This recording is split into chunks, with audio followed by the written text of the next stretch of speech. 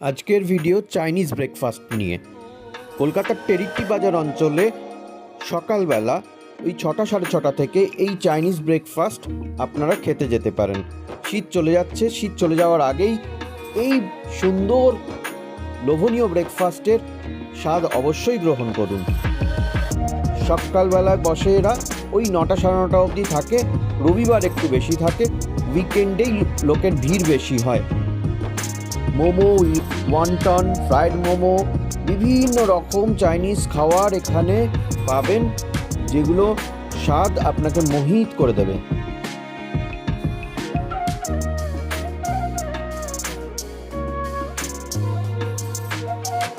आज के सकाले एसছি 3:30 समय फ्लाइट। तो आप किस चीज़ के कर रहे हो, बस चाइनाटाउन के?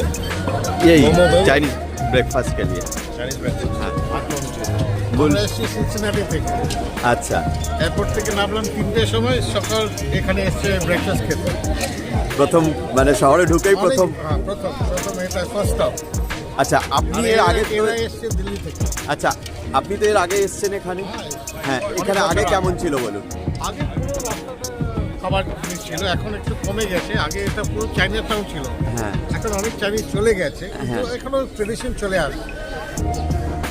খুব ভালো খাবারটা, খুব ভালো। দাদারা একজন এসছেন ইউএসএ থেকে, একজন দিল্লি থেকে, আজকে শহরে এসেই প্রথমে চাইনিজ ব্রেকফাস্ট খেতে এসছেন। থ্যাংক ইউ দাদা।